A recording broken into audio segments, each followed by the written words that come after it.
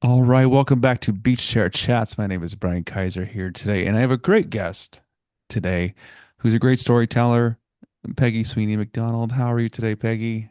Great. Thank you for having me. You sent a great a beach photo. I love And, it. and where was this photo? You look really Okay. happy. You're looking, Yes. yeah. Oh my God. Was that just the perfect moment? My friend's daughter got married on the beach in Sandestin.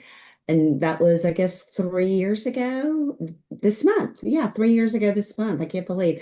And so we all went and it was on the beach, the wedding ceremony and the reception too. It was just gorgeous. And it was the perfect pink cloud moment.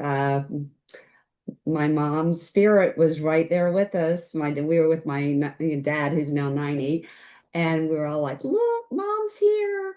So I just thought it was the most perfect. When you said to send a beach picture, I said I should have the perfect one, and that is who I am. I love being on the beach. I I'm right wish it there. was I'm right there closer. with you. It's like the best place. I don't care where Yeah. it's at, sand and water.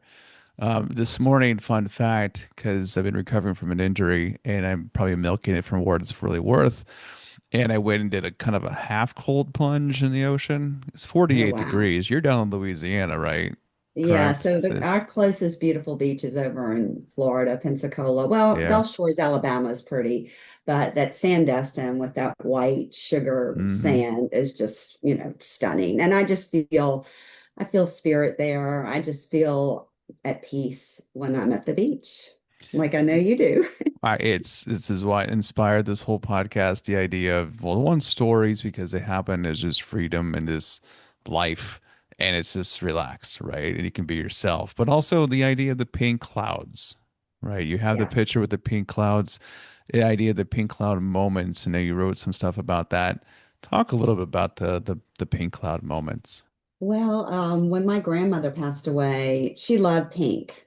Mhm. And when And she you're passed wearing pink, and away, you're wearing pink today. I'm Is wearing that? pink. So I became this whole thing, my whole book, Life in the A Zone, my journey about with my mom's Alzheimer's, the whole theme woven through it is these pink cloud moments. So when my grandmother died, the sky turned pink. When my mom passed away from Alzheimer's, the sky was pink. Mhm. And so we always said it's a nanny sky. Now we said it's, my mom's there.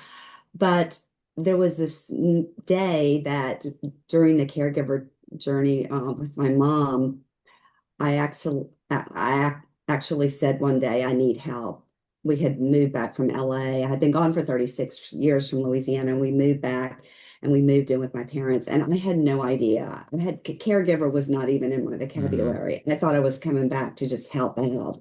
We thought we were moving in with my parents for like a month and getting our own place, and we never left. And we still now, almost 10 years later, live with my 90-year-old dad. Yeah. But what happened one day, I actually was having a tough day and I went to see my mom's general practitioner doctor because I needed some antidepressants because I was pretty depressed. And Yeah. and I ended up coming home and making her lunch. And when we looked outside the backyard, the pink azaleas were all in bloom. And I don't know if you've ever seen pink azaleas in bloom, but Mhm. they're hot pink and we have bushes all along the backyard. Yeah. And I said, "Oh, Mom, let's go outside and take pictures." So we went out and took pictures, and I made her put a pink jacket on, and she got mad at me. She had lots of anxiety and she was Yeah. not easy to live with. And she was like, "Do I have to wear this?" And I put makeup on her. I made her put the pink jacket on, and I brushed her hair and I made her look cute. And we went out there and took pictures and took some selfies. And I looked terrible because I'd been crying at the doctor's that Of day. course. And we came in and we sat on the old green couch and we were looking at these pictures. And I said, "Mom, you're so beautiful." And her eyes were sparkling and she looked so alive that day. It was Yeah. just, she was sparkling and I looked horrible. The pictures, I looked pretty lifeless. And so we were looking at the pictures, and she said, "My mom loved pink." And Hmm. right at that moment, this picture frame on the shelf fell down. And she said, we both looked up. I said, "What was that?" And I went over, and it was a picture frame that had fallen face first, and it was my grandmother holding my newborn niece years ago, Oh, wow. Peyton, in a pink blanket, and my grandmother had a pink blouse on. And I showed it to mom. I said, Mom, it's a picture of Nanny. And she said, My mom is here. She's here. And I Hmm. knew she was. I just felt my grandmother's presence in that room. And so at the end of that chapter, when I share about that in my book, there's a chapter called Pink Cloud Moment. And at the end of that chapter, I say that a pink cloud moment came in it came in the form of a bush of azaleas, and Hmm. then I said it didn't cost anything, but it just brought us pure pink joy for that moment. Hmm. And it was a pink cloud moment. I called it, I said, this is a pink cloud moment. So my whole platform of talking about caregiving or anybody going through any kind of tough time is to look for those pink cloud moments of grace and hope that can get you through the tough times. And I ended up creating a caregiver journal called Pink Cloud Moments for caregivers. And now I have a Pink Cloud Moments angel journal for Hmm. anybody. And in it, I say, what is a pink cloud moment? Every day you can find something special in your life. These are pink cloud moments. And in the darkest of days, if you look, you'll find them. It could be as simple as morning light streaming through a window, a sunflower in a vase, Canadian geese flying across the sky, an ice cream cone, watching Hmm. an old movie, or a smile or hug from your suffering loved one, a Yeah. friend or a family member. These little small glimmers of peace, beauty, and grace are a lifeline to your spirit where your story matters, your healing matters, and you matter. And if you sit down and write that little moment, you can always call back on that. You can go Hmm. back and when you're having a tough day, if you go back and read what you wrote about that pink cloud moment or look for them every day and share them with the people that you love, your friends. And now all my friends are like looking for pink cloud moments. And I Yeah. have people reading the book saying, the pink cloud moments just really resonates with them and how that brought them like some peace, knowing Hmm. that no matter what happens, you can walk through and look for moments of grace.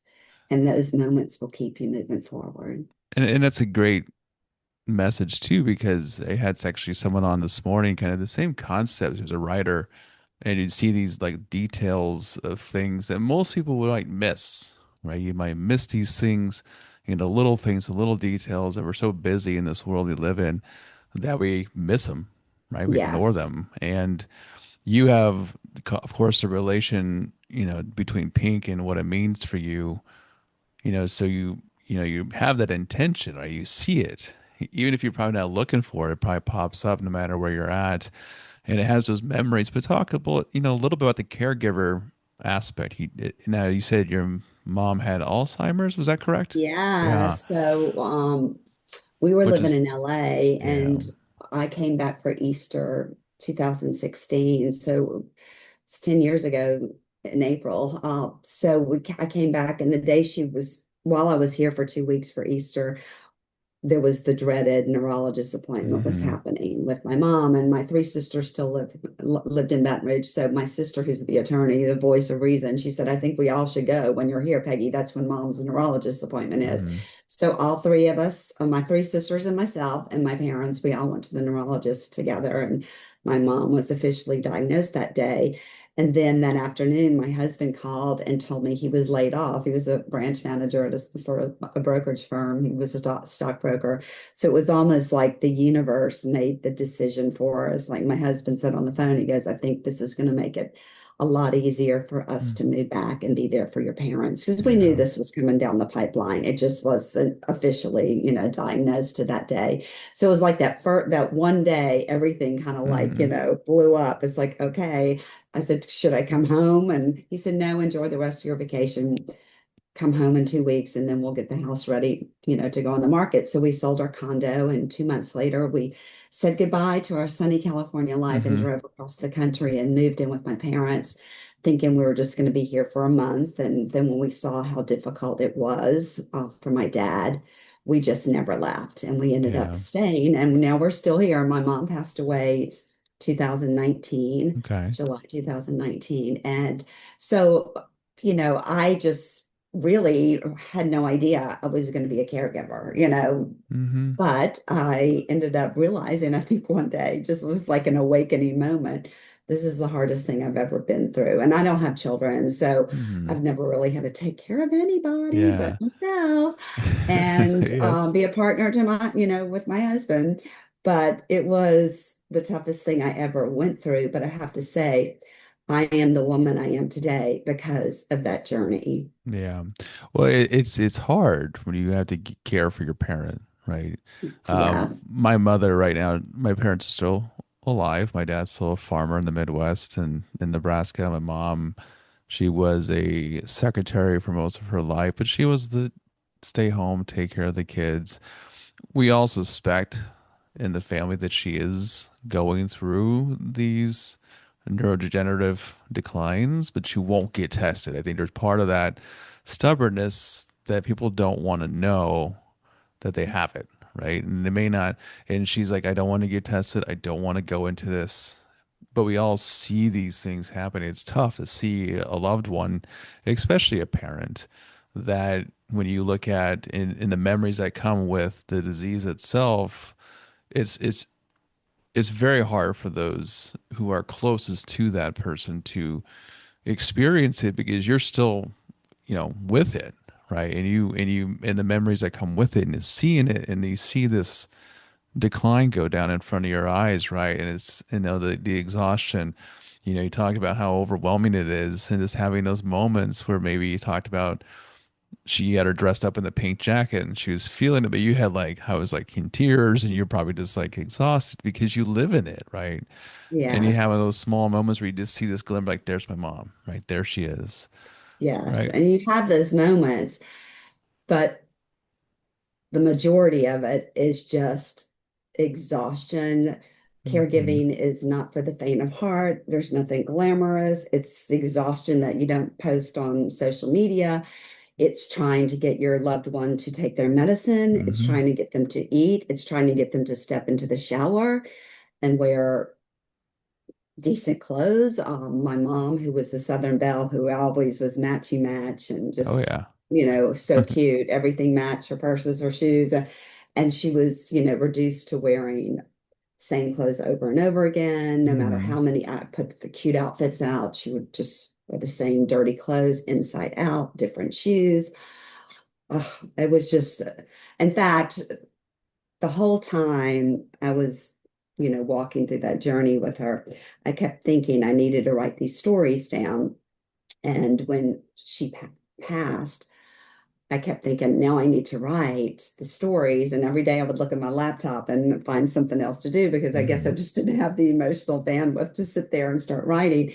And then the Louisiana Book Festival was having the book festival the next week, and in the paper they said they were having a memoir essay writing class, and I thought, well, maybe I should go to that. And then I heard my mom's voice say, Peggy, you need to go there, you need to go to that class. Maybe this will jumpstart your book. And when I went, the instructor from NYU said, can you write something? You have 10 minutes, and the writing prompt is write something that you're embarrassed or ashamed of. And I wrote Hmm. about how my mom was dressing and how my sisters and I were embarrassed to go out to Yeah. take her out if she was wearing them. They'd go, you need to make sure she looks decent. And so I wrote that story.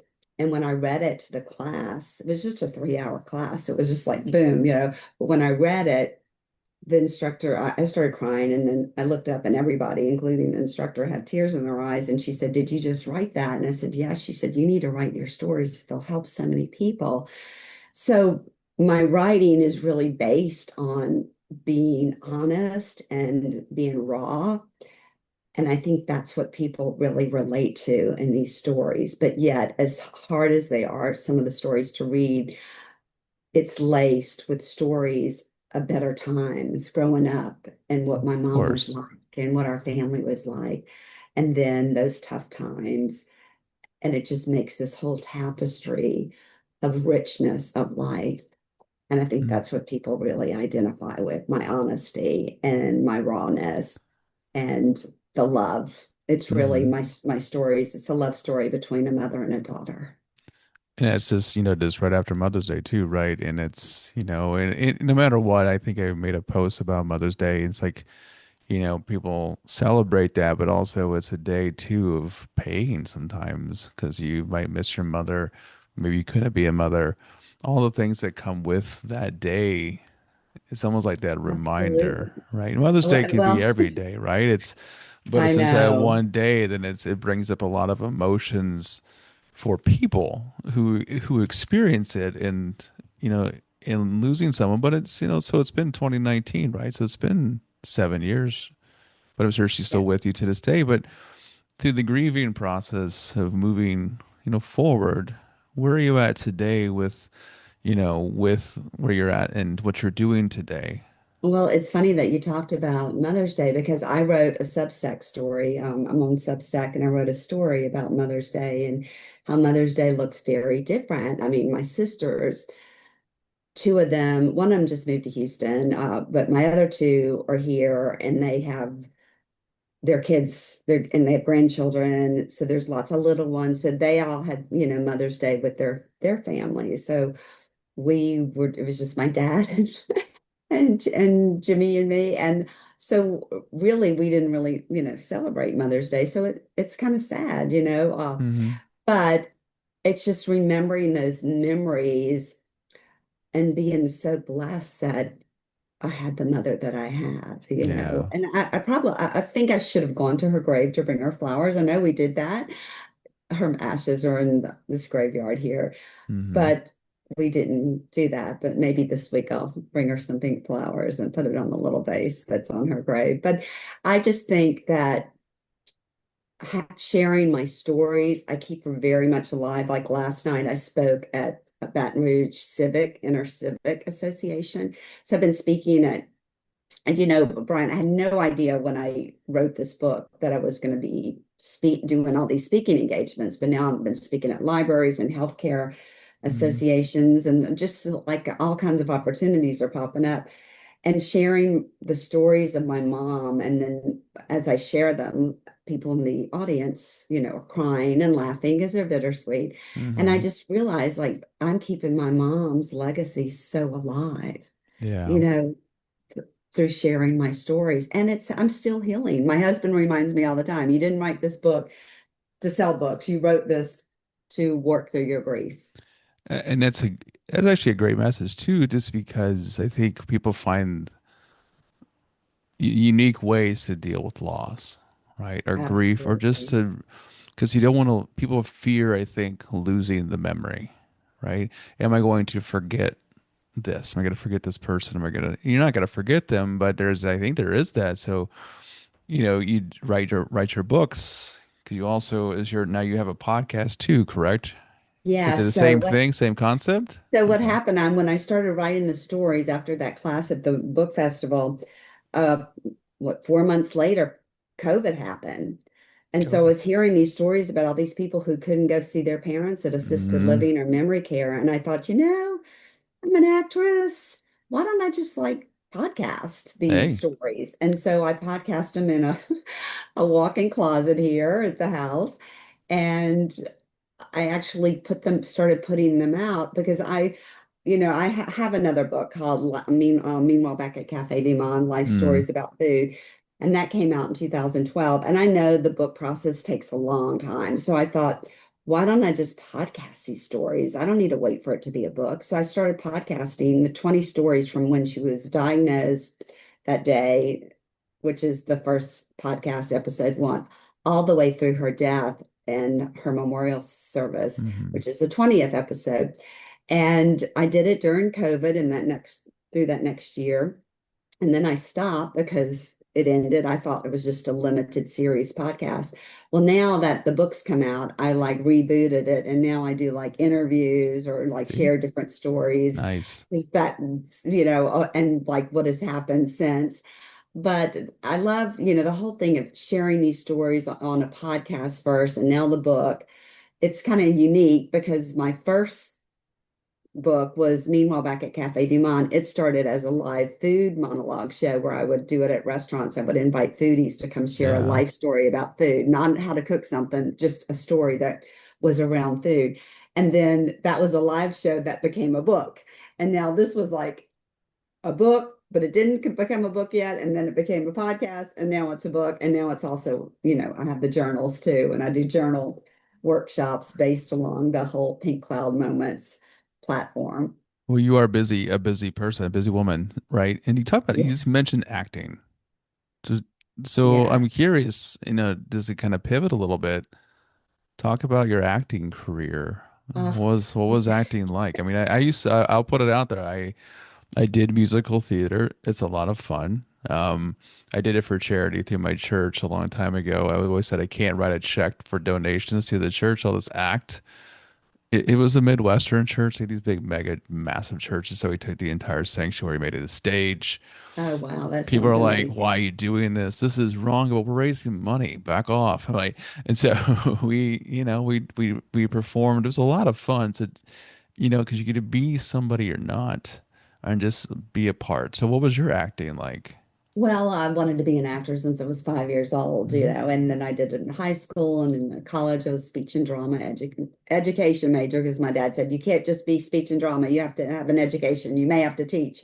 Hmm. And then I moved to Houston and got my SAG card and did tons of commercials and industrial films and commercial print. And then I moved to New York and couldn't get arrested. I did Burger King commercials, some off Broadway. It was just like it Yeah. was tough. And met my husband though, who's a New Hmm. Yorker, Jimmy. And then we moved to New Orleans. I got married in New Orleans, and then I started acting again in New Orleans with film and TV and theater. So it's just been woven through my life. I mean, I would have loved to have made my living in it, Hmm. but it just never really happened. But it's where my heart is. And then when I moved back well, of course, we moved to LA, and then of course I tried to do it out there, and that was tough. And now when we moved back to Louisiana, I was able to do like I'd always wanted to do Amanda and Glass Menagerie, and I had studied with Ivana Chubbuck, a very famous acting coach in LA, and she had assigned me to do a scene from as Amanda and Glass Menagerie. So I had studied that. Hmm. And so I actually auditioned and got the role here like 4 years ago. And then I read this play, The Cake, about the Okay. Southern baker that doesn't want to make the cake, the wedding cake for the gay couple. Oh And yeah, yeah, I they remember changed that. it. Yeah. Rebecca Bruns, what Rudder changed it. So now it was like a female baker. So I Hmm. auditioned for that and I got that. And then I did a remake of Love Letters, the play with the guy and the director who I had done it with 25 years before. So it's crazy that, acting came back when I thought, oh, it was so far away. And then I was able to move back to Louisiana. It's always great to be a big fish in a small pond. I've Yeah. always had more success in these like smaller markets and get to do roles that I would never get to do in LA or New York because movie stars do those roles, Hmm. That's good. But I love it. It's my heart. I would love to do a one woman play of Life in the A Zone. Okay. I think it would be amazing. And I just need to sit down. I've expressed interest to people about like maybe a director, and he's thought it was a great idea, and somebody else would love to produce it. So we'll see. I mean, right now there's just so much on my plate, but Yeah. acting is my first love. And I think that because I am an actress, I think I write seeing everything Hmm. visually, smelling, hearing, because my descriptions, that's what people say about my writing, are very vivid. Well, and acting is wonderful, right? I'm a fan of the arts. I was fortunate to do two chaperone trips to Broadway from my day job, and we got to go. I've never seen a Broadway show in my life, and it's always a bucket list. And so I went the fall semester. My son went to, and like a bunch of college students. I saw The Great Gatsby, which was fun, right? I'm a person who takes in all the details, the set, all the transitions when they do this, being in theater, like, did they break the wall? How do they do that? And then I saw Book of Mormon this past this spring semester, which was entertaining. If it's not something you're like, okay, that's a little edgy. I kind of knew what to expect, but it's just you see the performance, you see people, and I always admire those who do theater because every night you have to go do that same performance. And did you ever find yourself when you did plays and stuff, did you change anything how you did it every time, or did you? Tweak it a little bit. Well, oh yeah, I mean, at this age, it's really difficult to remember lines, it's like that's my greatest fear. I love to transform myself. I get into that zone where I don't even feel like it's me anymore and that I kind of transform into the role. But I think it's always different because the Hmm. audience is always different. Some nights are quieter, some nights they're, right there with you. Yeah. And sometimes they're quiet just because they're listening. Hmm. So it's just always a different experience. And I really believe that it heals part of who I am. That's Hmm.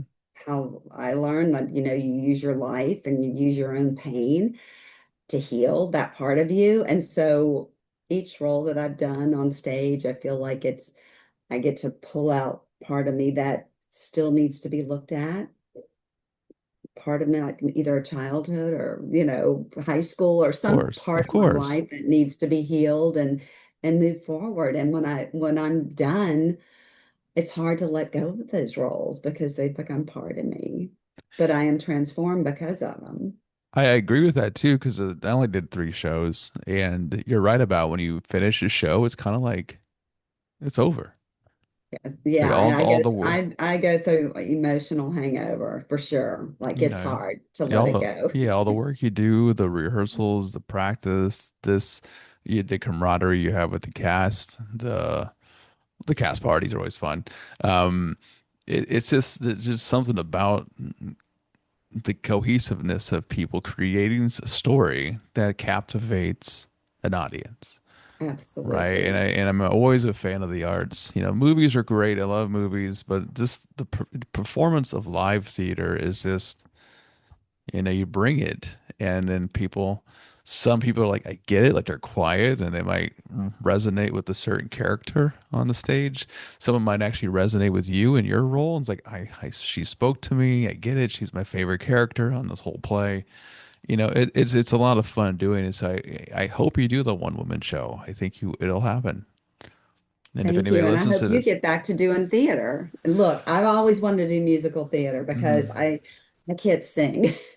Well, I'm an But I accompaniment feel like singer. I Okay. love musical theater. I when I did it for my church at the time, I'm not like the front center singer. I can sing if I need to, but I was just really busy in my life, and even I was a new father at the time, so probably doing musical theater was not the best thing to do, because it took a lot of time. And then they're like, "Hey, we heard you singing. We signed you up to audition for like the choir thing." I'm like, I don't have time for that," but we signed you up. It's like, fine. So I went up. It was a Tuesday. And it was my turn to audition, and I went up and I sung as horribly as possible, like off key, just bad. And like the guy's like, "Thank you for your time, we appreciate it, but it's And they're like, "Why'd you do that?" 'Cause I told you I don't have time for this, and I completely sandbagged it, and it was totally fine with me. And that's the joy of it, but it brings you to life, and I think you are doing lots of things, even though what you've been through in your life and the pain and the struggles with loss, but you are still living and you're living every day and through your writing, through your stories, through your podcast, through your acting, you just keep doing it. And I think your spirit of your mother lives within you and the pink days and the pink clouds. And Peggy, it's been wonderful having you on today. Thank you so much, Brian. And I just look forward to hearing the podcast and hearing those beaches. I love how you have the introduction, the beach waves This is sounds and the this is seagulls. when I created this. It's been 2 years in the making because one, I didn't know if I had the time for it. If I did, I have to commit, and I didn't have a title. Right. I had a tough time finding a title that's going to speaking to me, that's going to be catchy, it's going to be a hook. And I went through iterations of it. I tried different things. I'm like, this isn't working for me. I love And then it. eventually I settled for this, and here we are. And I just try to keep it as casual as possible. I know I have questions, but I feel like if I'm on a beach right now, I'm not bringing a script. No, you did. No. I mean, what would we be doing? We'd be sitting in the beach chairs, watching Mm, the seagulls, watching the waves, and just chit-chatting, which chit chat. we've done. And If anybody wants to look up Life in the A Zone, the podcast, and also the book, it's on Amazon and barnesandnoble.com, and the Pink Cloud Moments journals are too.